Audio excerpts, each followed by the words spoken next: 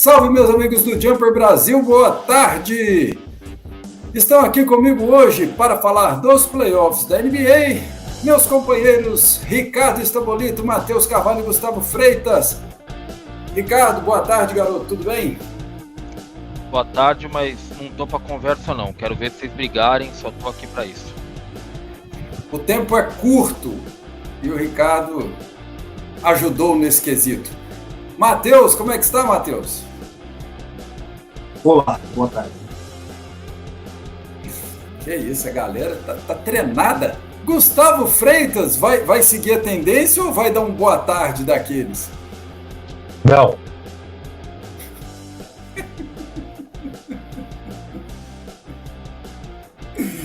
Esse pessoal tá tomando bronca nos bastidores, viu, gente? Porque tá falando demais.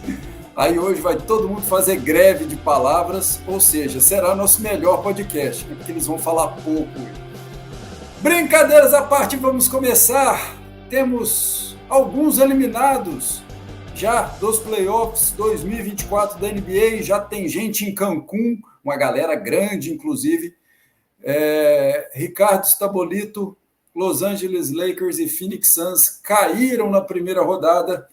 Havia sinais, fortes sinais, né, Ricardo, pelo que vinha sendo a temporada regular, e agora está concretizado. Já temos dois grandes times com grandes estrelas da liga que deram adeus mais cedo. É isso aí, e acho que isso reforça aquela teoria minha, assim, a gente fica falando, não, chega no playoff e vai virar a chavinha, é bem difícil virar a chavinha, viu, gente? Na maior parte das vezes, o time que você viu na temporada regular é o time dos playoffs. Assim, às vezes um time chega um pouquinho melhor, outro um pouquinho pior, o momento às vezes beneficia um ou outro, mas em geral, o que a gente vê na temporada regular é o que costuma acontecer nos playoffs. E assim, o Lakers também, vamos ser sinceros, o Lakers também, porque o Lakers teve problemas ofensivos durante a série contra o Nuggets, travava, que é a mesma coisa que a gente viu durante a temporada. Mas o grande problema do Lakers contra o Nuggets é que o Lakers é pior que o Nuggets. Acho que esse é o maior ponto que a gente tem que bater na tecla aqui. É um time pior que o Nuggets, em parte porque a gente está vendo o que vai acontecer agora com a demissão do Darvin Ham. É um time que não tem continuidade. Então, sabe qual é a diferença grande entre o Lakers e o Denver? O Michael Maloney está uma década como técnico do Denver. E o Lakers tem 8 treinadores nas últimas 13 temporadas. Essa é a diferença entre os dois, em parte. Essa questão de continuidade que não existe no Lakers também, porque a cada 6 meses troca meio time, parece, porque a torcida tá puta com o jogador. Então é isso, e o Suns a mesma coisa. O Suns é um time todo problemático, todo torto ao longo da temporada. A gente reclamou aqui, falou, teve pouquíssimos bons momentos ao longo da temporada e foi extremamente condizente os playoffs com o que a gente viu na temporada regular. Um time travado também, um time que pegou uma defesa e realmente não tinha nenhum tipo de dinâmica ofensiva, um time que defensivamente eu não acho que era tão ruim assim, mas que também não ia ganhar jogos na defesa. A gente bateu muito nessa tecla. Não um time para ganhar jogos na defesa. Foi isso que a gente viu em quadra contra o Timberwolves, um time que está em um melhor momento, um time que tem um lado da quadra muito bem definido, que é o que ele faz na defesa, e é um time que é melhor hoje do que o Suns. O Suns, em base, porque o Suns sequer um time é direito, sabe? Mas vamos ver aí, né? Vai estourar a bomba no colo dos técnicos, né? Aquela história lá do Busca Implacável com o Liam Neeson, né? Chega para a filha, fala, filha, se esconde no banheiro, vai pro quarto, fica debaixo da cama, fica quietinho e tal. Aí ele fala, ó, você vai ser levado. Depois de tudo isso, você vai ser levado. Então, com os técnicos é a mesma coisa. A gente vai discutir aqui, pô, o Darvin Ham tem que ser demitido, o Frank Vogel tem que ser demitido, não foi boa temporada, o material humano era o mesmo e tal, e tal, e tal. E no fim das contas, os dois devem ser demitidos. Rolou uma história aí cabulosa, né, do Phoenix Suns, que o técnico chegou brigando com o time dentro do vestiário e teve jogador que se segurou para não rir. Rolou esse boato aí, né, que o pessoal simplesmente não comprou a braveza do técnico. Então, Matheus, o que você pode acrescentar desses dois times? Se quiser falar de mais algum eliminado também. É o momento de falar mal dos outros, Matheus. Aproveite. Acho que o Ricardo citou muito bem a questão da continuidade, né, a questão da temporada regular. O que a gente viu ano passado, né, muita gente levou essa narrativa de que a temporada regular não importa, e de que, né, na realidade, essa chavinha pode ser virada nos playoffs. E a realidade é que os 4 melhores times da NBA da temporada, com alguma folga, já passaram e perderam 2 jogos somados. Né? Então, acho que isso diz muito. Acho que o Lakers conseguiu até equilibrar um pouco mais a série do que a gente imaginava, né? Foi uma eliminação mais decente do Lakers do que muita gente pensava, que caiu no argumento que eu falei no episódio anterior, né? Que eu falava, vai ser mais difícil do que parece e vai acabar em 5. É exatamente isso. Los Angeles teve as suas oportunidades, talvez pudesse até, assim, argumentar que eu vi muita gente falando, o Lakers poderia ter tá indo com 3-2 para Los Angeles no jogo 6, talvez, verdade. Mas é isso, acho que a grande problema do Lakers, além da continuidade, é também a questão da disciplina do time, né? Um time muito indisciplinado em termos da sua própria execução ofensiva, um time que alterna muito ao longo dos jogos. E aí é isso, quando você tem 5 minutos ali muito ruins contra o Denver Nuggets, e o Denver Nuggets jogando nota 6,5, 7 na série, você mesmo assim vai perder, né? A sensação que a gente teve no episódio passado também, né? O Lakers jogou uma série nota 9, 9,5 dentro das suas possibilidades, e o Denver jogou 7 e foi 4-1.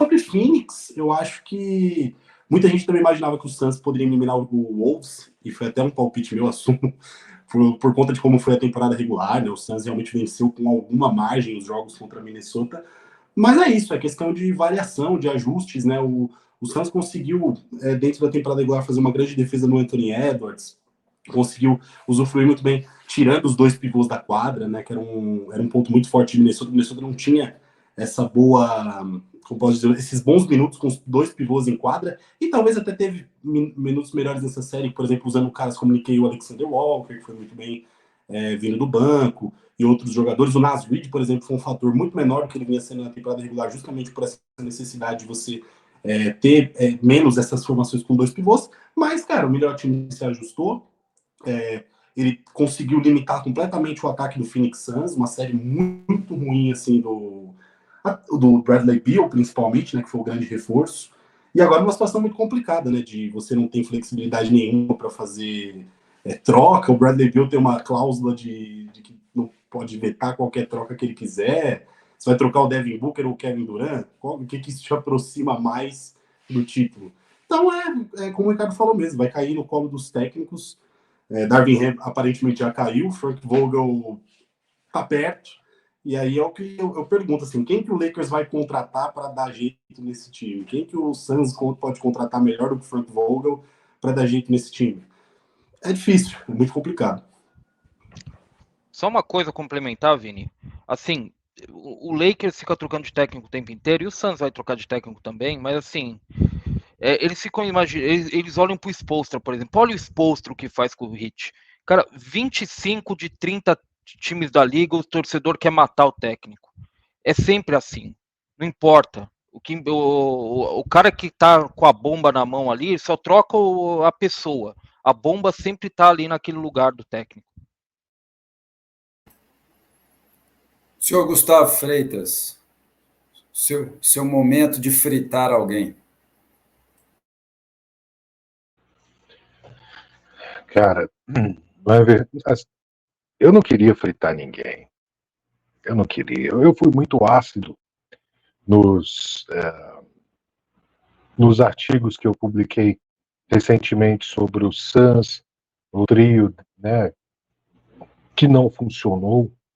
E, aliás, era um trio que não era um trio de astros.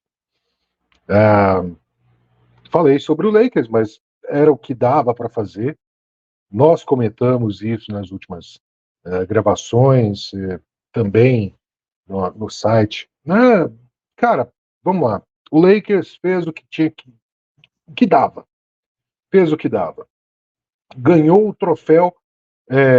Flamengo merecia sorte melhor contra o Liverpool. Tá?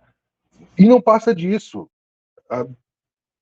Jamal Murray, 2 vezes o raio caiu no mesmo lugar. Sabe? E aí você não tem resposta para isso.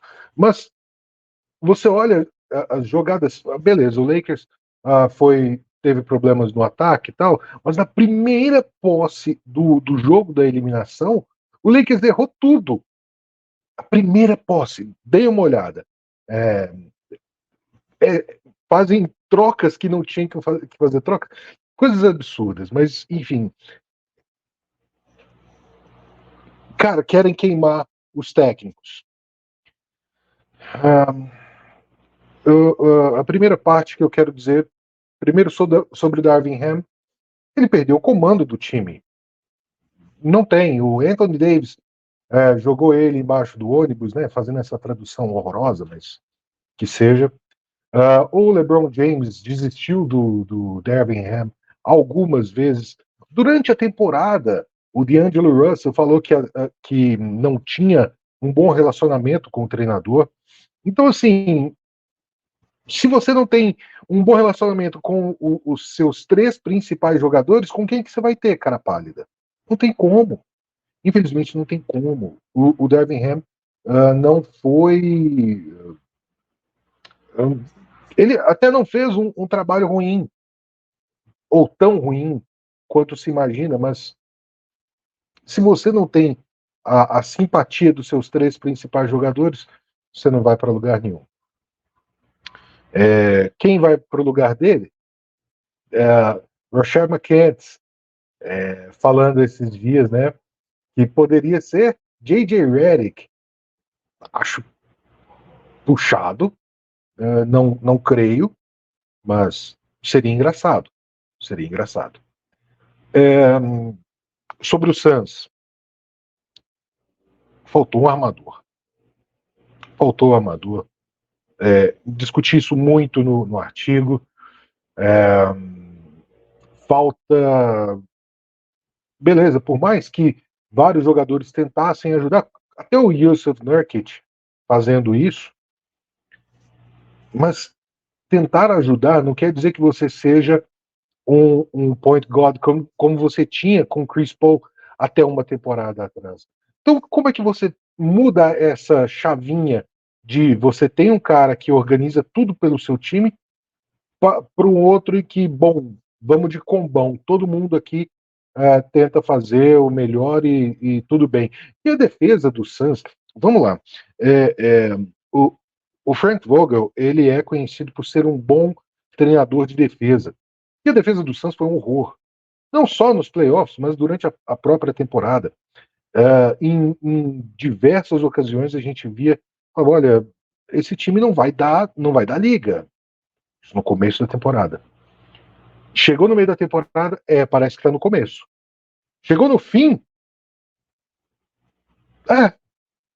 você não esperava muito mais que isso. Alguém esperava realmente que o Timberwolves fosse dar trégua com aquela defesa deles em cima dos jogadores do Suns? Desculpe, não tinha jeito. Não tinha jeito. Por mais que o dono da equipe, o Matt Ishbia, esteja falando insanidades por aí, cara, o Suns foi um horror. Um time sem alma, sem propósito, sem rumo. Você não ter um armador, isso implica em muitas coisas. Nós discutimos isso aqui antes mesmo da gravação. Phoenix vai ter que quebrar a cabeça aí para poder montar o seu elenco para a próxima temporada. Matheus já falou que o Bradley Beal não sai. Boa sorte com isso, torcedor. Mas é terrível, viu? É terrível. E só uma pitadinha rápido. Acho que a gente não vai falar do Miami Heat, mas eu escrevi, tem um artigo meu sobre o Miami Heat. Na verdade, mais sobre a pouca importância que Jimmy Butler dá à temporada regular. E com isso fez com que o time não só isso, não necessariamente só isso, mas que o time fosse precisar do play-in mais uma vez e caiu contra o Celtics. Só que o Celtics desse ano não é o do ano passado, amigo. Então, deu no que deu. O Heat virou uma piada nessa temporada da sua própria imagem. Que é esse time que, eu posso chegar em 8º, em 10º, no lugar que for, que eu chego e venço. O cara que sempre propagou isso se machuca no primeiro jogo que você precisa dele realmente para jogar playoff. Um primeiro jogo mata-mata, de fato, ele se machuca. E o time... Vamos ser sinceros, gente. Se você vai levar a temporada que nem o Heat, tem como você aceitar o Heat chegar todo quebrado para jogar contra o Celtics? Isso não faz o menor sentido. O Heat não fez o menor sentido essa temporada e o playoff deles não fez menos ainda sentido, sabe?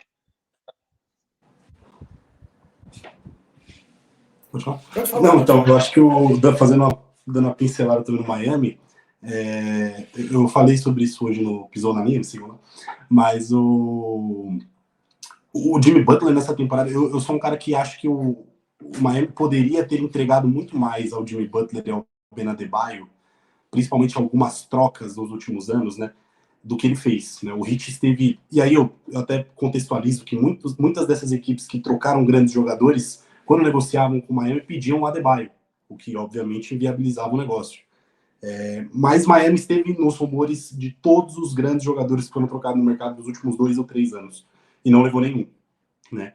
Então acho que a temporada ela já começa com toda aquela novela Damian Lillard, que, né, foi eterna e no final eles perdem, mas ela já começa com esse ponto. Assim como eles perderam Kevin Durant para o Phoenix Suns, assim como eles tiveram interesse também no Bradley Beal, né, que o Phoenix Suns surgiu até como uma surpresa na época que o Bradley Beal começou a ter esse rumor de troca. Assim como lá atrás eles perderam o Donovan Mitchell para Cleveland, que eles eram um time que matava mais dentro dessa troca.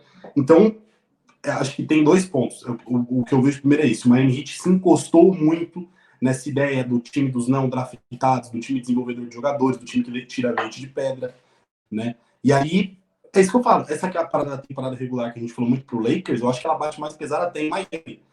Porque é isso, cara. Aí o Jimmy Butler machucou no primeiro jogo, você tem que contextualizar a questão da lesão, não sei o que, o Rozier nem jogou os playoffs e tal. Só, cara, quando o Jimmy Butler resolveu virar a chave numa temporada em que ele perdeu tantos jogos por lesão, tantos jogos que ele ficou fora aí porque teve que ir no dentista, aí no outro dia ele aparecia lá assistindo um torneio de tênis. Tipo, ok, faz parte do personagem de Jimmy Butler. Ano passado deu super certo, todo mundo amou. É muito legal. Todo mundo só lembra quando seu time ganhou o jogo no último minuto do futebol do que quando ganha de 5-0. É sempre melhor ganhar assim, na improbabilidade, vamos dizer assim. Mas, cara, isso não é nem um pouco sustentável. E acho que a temporada mostra muito isso. Não é nem um pouco sustentável. O Miami consegue ainda, assim, não teve a menor chance. A vitória, a prova do Miami Heat nessa temporada pode ser exceção, porque a vitória contra o Celtics foi apenas uma exceção. O Heat tirou 23 bolas de 3 naquele jogo, 2 maior marca da história da franquia, nos outros 3 somados fez 21. Então, terrível. E dando uma piscadinha no Pelicans também, aproveitar a deixa, Pelicans tem que pensar muito aí enquanto vale a pena continuar investindo em Brandon Ingram e Zion Williamson juntos. Acho que você tem que pensar muito nisso. O Ingram, e não é uma análise assim resultadista, porque o Ingram acabou de fazer uma série tenebrosa contra o Thunder, contra um ótimo defensor que é o Lu Dort. Mas, cara, o Pelicans ele não dá mostras de que ele vai ser mais do que isso, por mais que ele tenha uma base super promissora, uma rotação praticamente de jogadores draftados por lá, né, que é a nova moda, né, Oklahoma, o próprio Denver, atual campeão, tem muitos jogadores draftados por si, o Minnesota Timberwolves, né, muita gente falando, essa construção no draft e de um mercado pequeno, aconteceu em New Orleans, mas só não vai para frente. E aí, óbvio, você tem problema do Brandon Ingram, o encaixe dele com o Zion Williamson é daquelas duplas que é muito difícil você ver jogando bem juntas ao mesmo tempo. Você não tem um armador assim, do quilate que você precisa. O CJ McCollum fez um ótimo final de temporada, mas os playoffs dele é uma coisa assim, lamentável. O seu pivô, você usa ele 3 minutos no primeiro tempo e não coloca mais em quadra, que é o Jonas Valanciunas. Isso aconteceu milhões de vezes ao redor da temporada. Então, acho que todos os 4, por alguma forma, precisam passar por algumas mudanças assim, importantes nessa temporada. E é uma coisa que eu falo desses playoffs. Tem muita gente que precisa ser campeão, que precisa ter uma grande campanha. A gente vai falar depois de Clippers e Dallas Mavericks. O time que foi eliminado na primeira rodada é uma crise existencial terrível, assim. Então, o efeito dominó desses playoffs ele vai ser uma coisa assim bizarra. Então, acho que a gente vai ter um mercado muito animado, principalmente porque você tem vários times que acham que podem ser campeões e que acham que poderia ter sorte melhor, investindo em trocas, investindo em melhorias, mudando de técnico. Então, assim, mesmo quando a temporada acabar, a gente não vai ter folga, porque muita coisa vai mudar, assim, tendo visto o que foi o ano, né?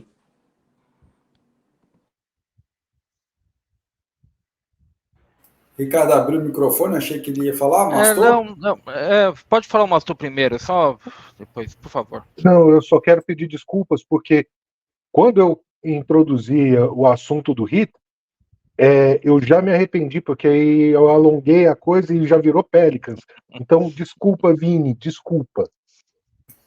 Vou Só encerrar falar o uma podcast Vini, assim que vocês acabarem de falar aqui, eu já vou acabar, não tem problema. Vini, Vamos lá, Vini, Ricardo. complementar algo, porque o Matheus bate em outro ponto que também vira um pouco, cai nessa piada, na piada da sua imagem do Heat, né? Que é formar esse elenco de jogadores não draftados, esses caras que estão mordendo, que estão jogando por prato de comida e tal. É demais você conseguir prospectar Gabe Vincent, Max Truss, Haywood Highsmith. É muito legal você conseguir esses jogadores. Mas quando você escolhe formar um elenco com base nisso só, você limita muito o seu teto. Esse é o grande problema. Você pode ter um time bom com eles. E é por isso que você prospecta e prospecta bem, o que o Heat faz. Agora, não espere um teto alto desse time. Né? Teto alto não se faz com jogador não draftado, geralmente. Isso é uma questão que a gente vê ao longo da história. Né? Isso é uma coisa que a gente discutiu muito em podcast depois de rodada, eu e você, né, Vini? Em outros playoffs também. Né? E que bate um pouco com o Lakers também. O Lakers contrata o Gabe Vincent, solta fogos. O Gabe Vincent é um bom jogador, sim, mas não é para mudar o patamar do Lakers. É uma coisa que eu bati na tecla lá na off-season.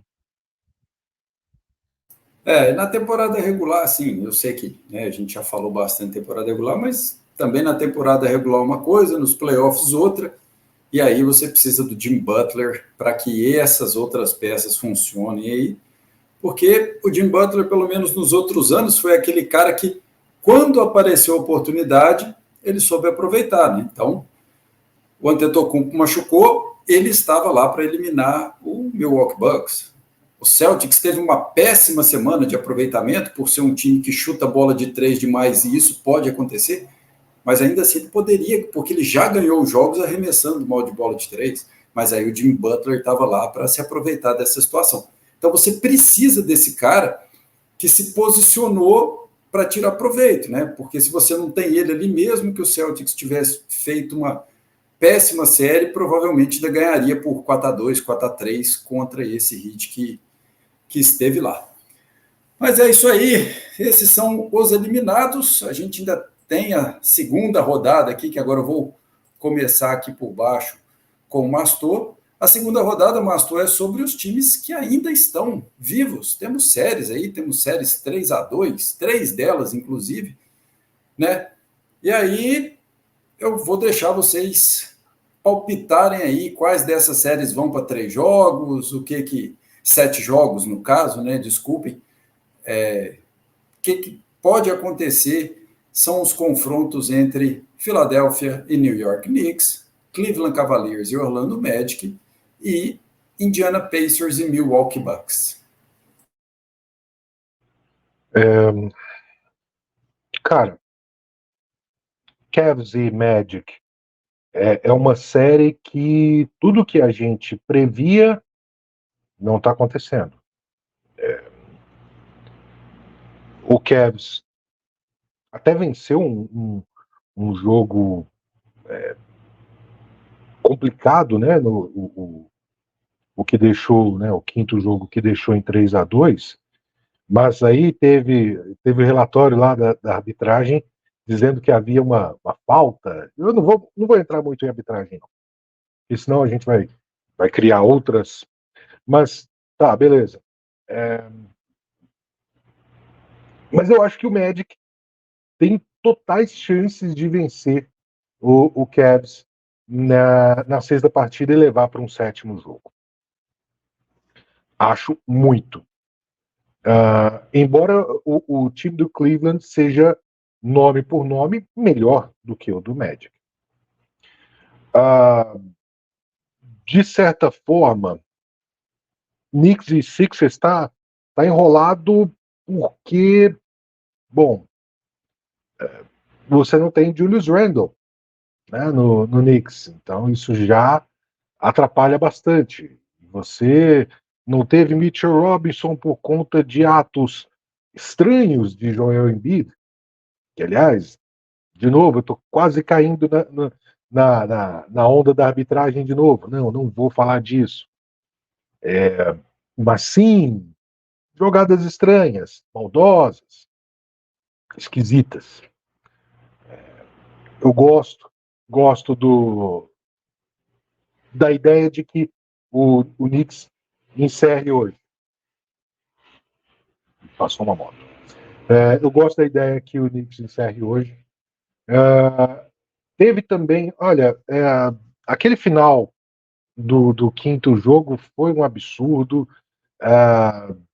Teve uma dose ali de Jalen Brunson querendo ser o herói, querendo vencer o jogo a qualquer custo, que passou um pouquinho do ponto.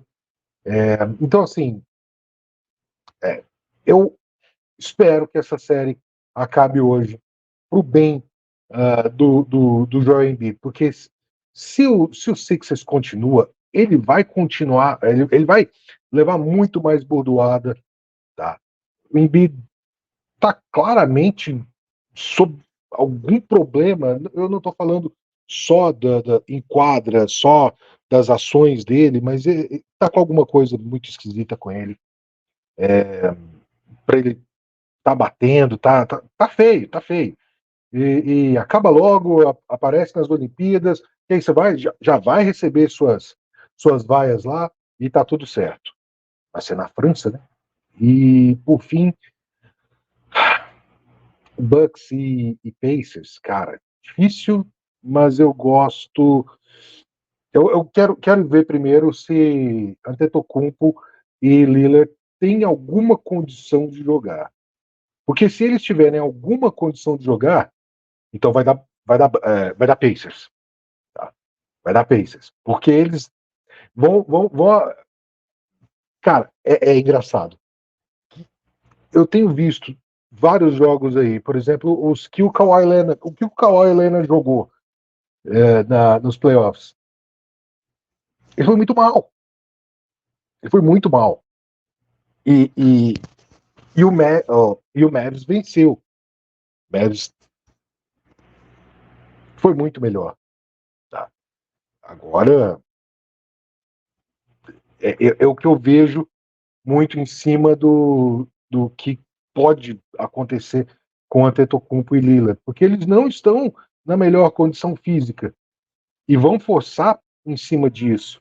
Você entendeu? Se eles jogam a sexta partida, não tenho certeza ainda se estão vetados ou não, mas estavam como questionable, então vai saber. E por fim, só para matar, o Mavs precisa passar de fase, por favor. Clippers foi uma vergonha jogando em casa, foi apenas ridículo. Senhor Ricardo Stabolito? Ô, Matheus. Matheus está com o microfone, eu não sei agora. Quem? Pronto. Matheus. Vai, Matheus. Não, é que eu fui na ordinha aqui que tava. Eu acho que o mais provável, assim, 7 jogos é Cavs e Magic. Acho que com alguma facilidade, inclusive. Impressionante como os times têm... Apesar do jogo 5 ter sido bem equilibrado, e me coloca na função de que o Orlando Magic, apesar de não ter as melhores peças, talvez seja o melhor time da série.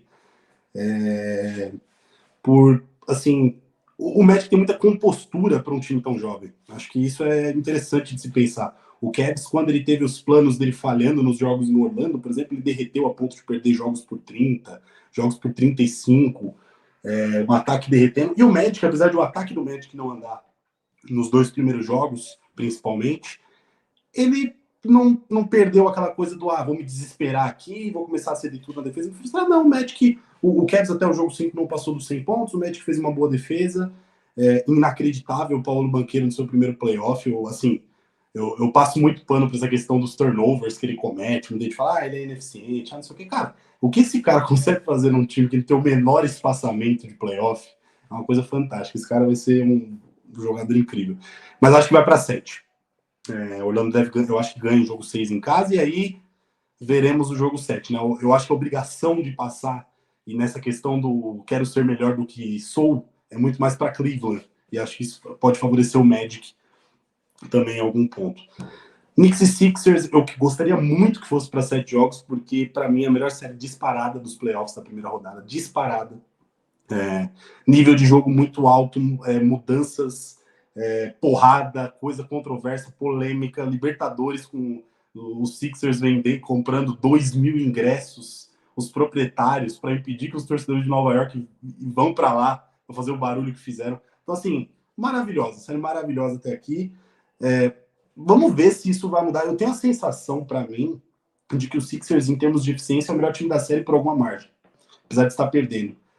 O Knicks ganhou muitos jogos na capacidade de sujar as mãos, na capacidade de buscar rebotes ofensivos, na capacidade de forçar turnovers, na capacidade de você ter mais oportunidades de arremessar, de fazer jogada do que o Philadelphia 76ers. Isso ganhou muitos jogos na série, né? À toa que a batalha de rebotes, quem ganha o jogo, ganha a batalha de rebotes até aqui.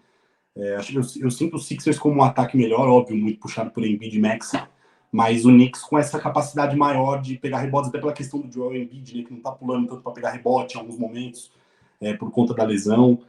Fez um jogo terrível no jogo 5, né, mas defendeu bem, na medida do possível, pelo menos, no final dos jogos. Mas o jogo na Filadélfia, eu aposto em 7 também, não acho que o Knicks fecha, não. Mas tem chance, como eu disse, o Knicks tem feito jogos muito bons. Acho que o Mavs, depois de ontem, seria muito anticlimático que não fechasse no jogo 6, depois de ganhar por, 30 pontos. Eu acho que o do Clippers foi a pior derrota da história do Clippers nos playoffs. Eu acho que o Mavs tende a fechar. E acho que o Dallas também tem essa questão. Eu falei de Orlando e Cleveland. O Mavs foi o melhor time da série por mais tempo, na minha opinião. E aqui a coisa tá dando certo a favor do Mavs, está vencendo. O jogo 4 que o Clippers ganha, um ótimo final do James Harden, que ontem foi muito mal. Mas o Dallas é muito melhor naquele segundo tempo, né? Um jogo de 30 pontos que o Clippers abriu também quase se transforma num super colapso, né? A maior virada da história dos playoffs, né? Que seria, junto com aquela do Clippers, inclusive, contra o Warriors lá em 2019. Então acho que o Mavs é o melhor time da série por alguma margem, acho que ganhou o jogo 5, o Kawhi não deve voltar, e honestamente, se voltar, não tô nem criticando o Kawhi, mas pela condição física tem mais atrapalhado do que ajudado. Então acho que o Mavs fecha em 6. Indiana e Bucks, rapaz, cara, eu vejo muito sentido no que o Mastor falou da questão das lesões, mas ao mesmo tempo o Indiana, gosto muito do Pacers, mas sabe quando falta aquela coisa, tipo, esse jogo 5 era aquele jogo pra tipo, ó, eu vou fechar a série hoje, eu vou jogar sério, eu vou te atropelar e vou passar de fase. E o Indiana fez um ótimo primeiro quarto e depois, assim, sabe quando joga naquela morosidade, deixou. O Patrick Beverley fez um masterclass lá, parecia 2016. Tipo, caramba, com todos os desfalques, né, do Milwaukee, o Indiana não conseguiu fechar. E acho que é um jogo de pressão, porque sobre os status, o Damian Lillard é questionável, o Antetokounmpo ainda é duvidoso pro jogo, nessa hora que estamos gravando, sei lá, 4 da tarde. Então, sei lá, eu acho que se o Pacers tem que ganhar, eu acho que ele fecha hoje, mas se não ganha, e precisa ir para um jogo 7 lá em Milwaukee com este roteiro, é duro. E vou falar, eu nem acho que o Pacers tivesse a obrigação de fazer uma super campanha nesse primeiro ano, porque a gente esquece que o Indiana Pacers é um time que tá voltando para os playoffs agora, né? Então é um time jovem na sua maioria, fez a troca pelo Siakam, mas ele tem flexibilidade para fazer outras trocas no futuro. Mas eu vou optar Pacers em 6 também, mas com muita certeza de que pode ser o meu erro nos meus palpites aqui.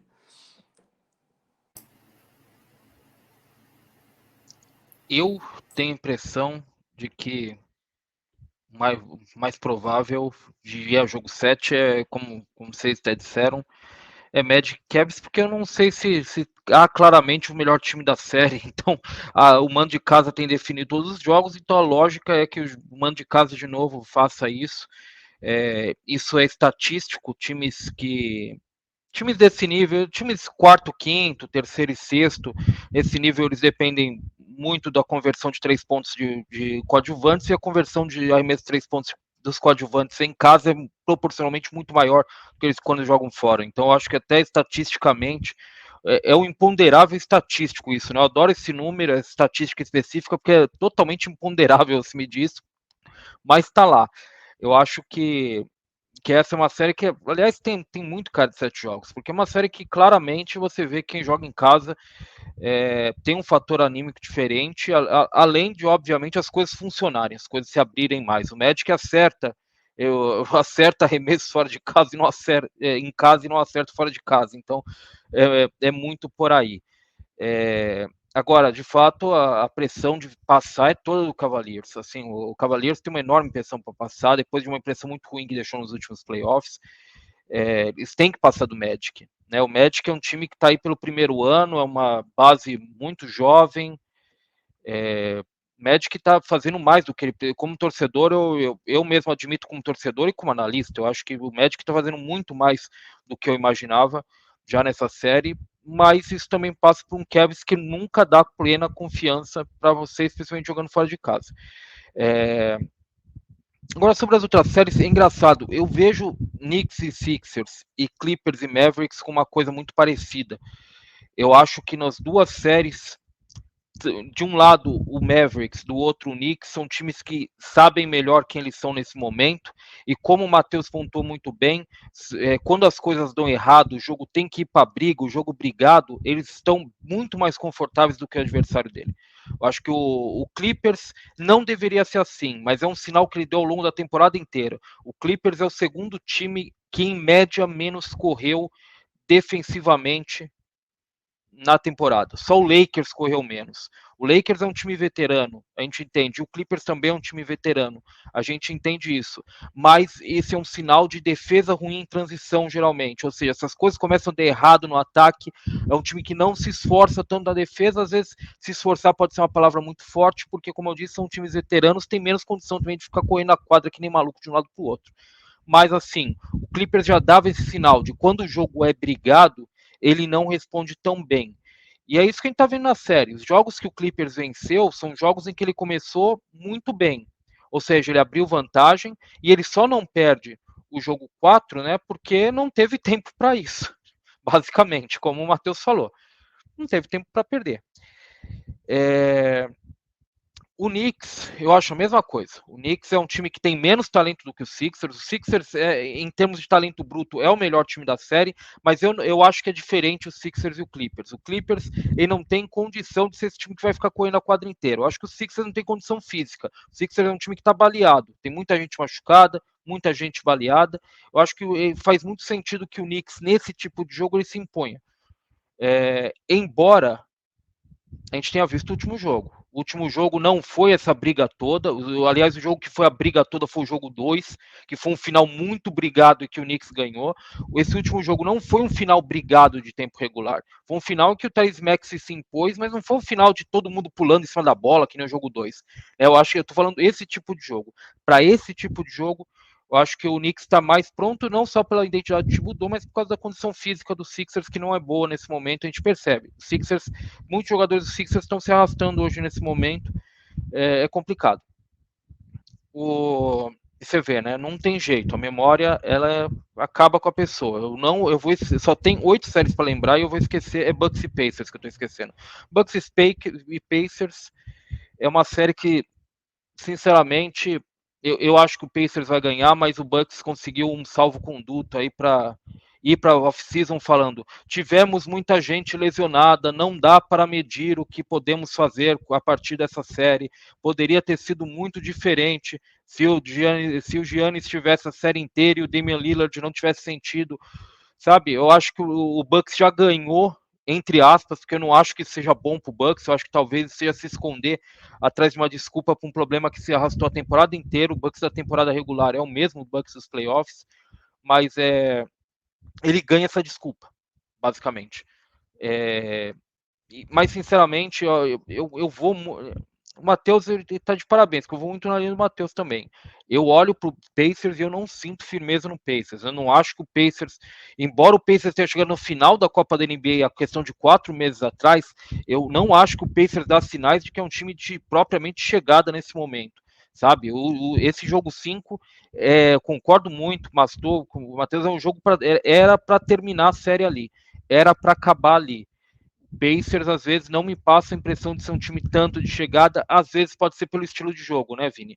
Essa correria intensa, todo mundo aberto, às vezes a gente não sente tanto o poder de chegada num time desse como um time como o Knicks, que tá lá pulando pela bola, se jogando no lodo, né, brigando por tudo, parece que tudo é uma guerra, né? O time Rambo, né? Tudo é uma guerra para ele. Esse time, queira ou não, é mais feio de assistir, mas é um time que passa mais a ideia de ser um time de chegada. O Pacers não. O Pacers, eu tô meio com o pé atrás, embora eu acho que tudo indica que o Pacers vai passar nessa série.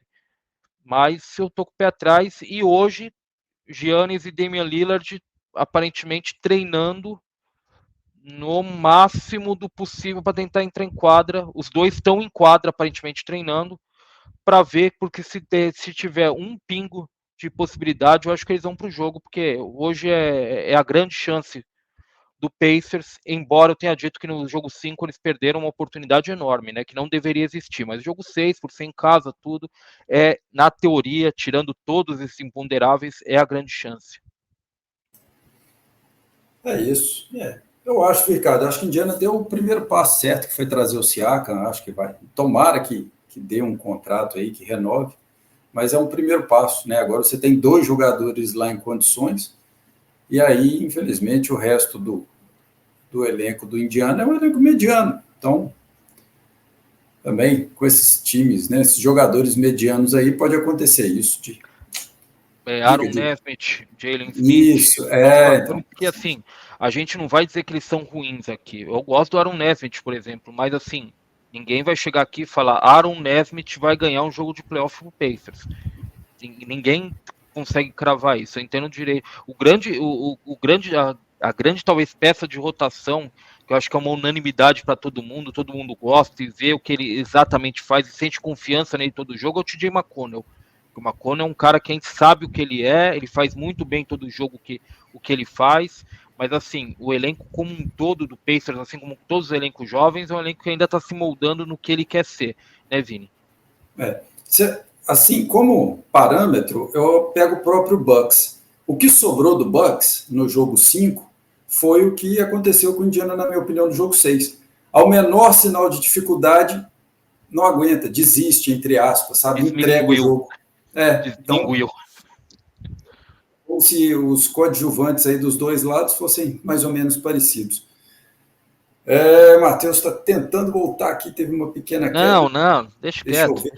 Mas enquanto isso, eu já vou dar meus recadinhos aqui, que nós estamos tendo transmissões dos playoffs do NBB nas nossas redes sociais.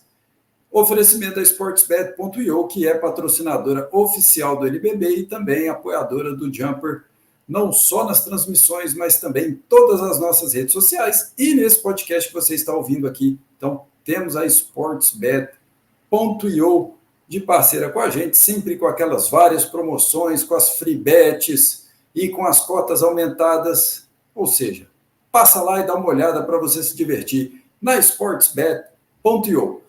Bom, dá tempo de falar tchau. Matheus trocou de cadeira aqui, agora ele vai começar. Agora ficou tudo certo, foi proposital essa mudança de ordem. Matheus Carvalho, seu destaque final, meu garoto? Eu só queria falar primeiro mesmo. Pior que eu vou ser sincero que eu não separei nada para hoje, mas queria muito que o Ricardo fizesse algum comentário sobre o Regis Tadeu, porque faz muito tempo que ele não participava do programa. E aí, então, seria muito legal para a gente ter esse sentimento de TBT, né? Que hoje é quinta TBT. O Ricardo vai falar aí muito para a gente sobre o Regis Tadeu, tá? Tchau. Ele não preparou nada, mas ele preparou o seu, Ricardo. Boa tarde, meu companheiro. É uma pequena cobrança, né? Na verdade, eu tenho assistido o Túnel do Amor, como eu disse para vocês, né, mais cedo. Eu passo o dia inteiro quase assistindo o Globo News. Então, quando chega a noite, minha namorada tá quente, quer assistir alguma galhofa, alguma coisa desse tipo, sabe? De Férias com Ex-Caribe, uma coisa desse tipo. Eu tô assistindo o Túnel do Amor, tô gostando bastante. E, além disso, eu também tinha um comentário, antes de falar sobre o Regis Tadeu, obviamente, tinha um comentário sobre Essa passagem da Madonna no Brasil também, que tá uma galhofa também só, né, cara? Essa passagem da Madonna tá de palhaçada, né? Tava no Twitter agora, o UOL tá noticiando que a Madonna está reclamando do calor no Brasil, né, cara? Aí, logo depois, eu olho pra TV aqui na Globo News e tem uma longa lista, uma lista histórica das passagens da Madonna no Brasil. Reclamar do calor no Rio de Janeiro é tipo, parece que ela tá vindo pela primeira vez na vida pro Rio, né? É brincadeira, é palhaçada. Tem várias coisas ainda rolando, né? Tem gente pedindo ingresso VIP aí para o Itaú, né? Tem, tem alguém que perguntou pro Jesus Luz, né? Se ele ia no show da Madonna também. Ótima pergunta, né, cara? Para quem ainda tem a necessidade de entrevistar o Jesus Luz. Tem o cosplayer que gastou 1 milhão em cirurgias plásticas para parecer a Madonna também, que está no Globo hoje. Mas entre tudo isso, em todo esse universo, tem uma coisa que sobressai, que é Regis Tadeu. Regis Tadeu se sobressai a toda essa gente, porque o Regis, ele começou, estava falando para vocês, ele começou um podcast, ele começou uma live, na verdade, no YouTube, né, que depois ele publica algum podcast, com o Paulo Barão, que sempre grava com ele, produtor musical, produtor de shows, né, e o Lobão, né, que é uma figura que emparelha com ele na capacidade de odiar tudo e qualquer coisa, né, cara? E é muito bom, é muito bom, mas toda dando risada, mas é muito bom, porque os caras são 3 horas dos caras ranzinzando em cima do gosto um do outro. Né, o cara fala, eu gosto do Scorpions, aí o registrador, Scorpions é de uma galhofa, é tudo farofa roqueira. O Lobão, nunca ouvi um LP de Scorpions, não sei o que, e fica 1 hora eles nessas discussões babacas, assim, 3 idosos ranzinzas discutindo sobre o gosto um do outro e falando mal do gosto um do outro, né? Que eu acho uma preciosidade. Hoje na internet a gente precisa disso. A internet a gente tá com muita gente pensando que é séria. A gente precisa de gente sabendo que é galhofa. E se assumindo como uma boa galhofa. Eu acho que o Regis Tadeu faz isso. O Regis Tadeu tem opinião sobre tudo, né? O que é muito importante na internet de hoje. O cara, uma mesma semana ele grava sobre o novo disco do Rolling Stones, sobre a Ludmilla, e ele grava sobre o filme da Barbie e sobre o caso Robinho. Ele é assim, né? Então é muito isso, né? O Regis Tadeu como eu já disse no primeiro e reforço hoje, né, no Jumpercast, é o produtor de conteúdo mais relevante do país nesse momento. E tenho dito. Era exatamente disso que eu tava falando. Só por isso. Esse cara é o maior personagem desse podcast. Alguém tem que tomar o lugar de Caetano Veloso. Chegou a hora. Então, quem sabe, né? Precisamos de mais pessoas no Brasil que tenham opinião sobre tudo. Né? Então, Vini, e tem uma coisa. Talvez tenha chegado a hora. E eu tô falando isso, e o Regis Tadeu ainda não gravou um vídeo que promete ser um dos melhores do ano dele, sobre o Dia Brasil do Rock in Rio. Ele vai achincalhar tanto esse negócio que eu tô aqui atualizando no YouTube a cada 2 minutos para ver se ele não posta alguma coisa sobre isso. Também estamos na expectativa. E semana que vem vamos separar então uns 5 minutinhos aí também para falar do show da Madonna, que ainda não aconteceu, mas terá acontecido na nossa próxima edição. A gente faz um resumo aqui rápido das melhores galhofas até sábado. Senhor Gustavo Freitas, vamos embora!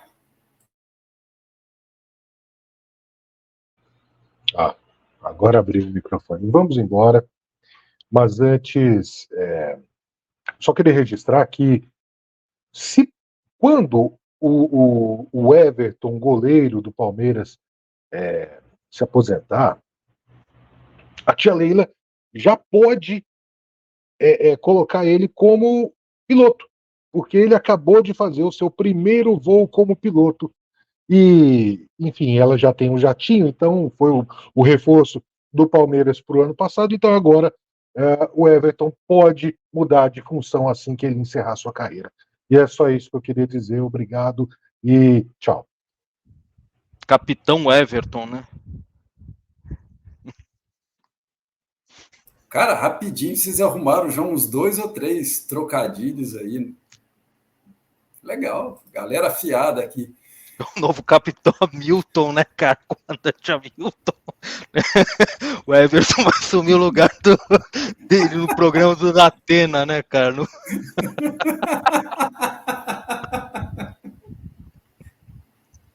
Porra. Foda, muito foda. Ai, meu Deus. O programa do Datena agora vai ter o Everton. Como é que estão as coisas por aí? Garotos, muito obrigado, valeu. Vocês acham que sou eu que subo essa música? Eu não sou não, viu? Tem alguém aqui atrás obrigando a gente a terminar o podcast, como vocês acabaram de ouvir com essa musiquinha. Eu sou Vini Donato, estive aqui com o Ricardo Stabolito, Gustavo Freitas e Matheus Carvalho, não exatamente nessa ordem durante o nosso podcast, mas é isso. Semana que vem estamos de volta, continuam os playoffs da NBA e você tem a programação completa de tudo que acontece nesses jogos e depois deles também em jumperbrasil.com.br. É só você entrar lá que você fica completamente informado sobre tudo que acontece na bola laranja lá dos Estados Unidos e aqui do Brasil também no NBB, que está nos seus momentos decisivos. Muito obrigado, turma. Valeu demais. Até a próxima semana.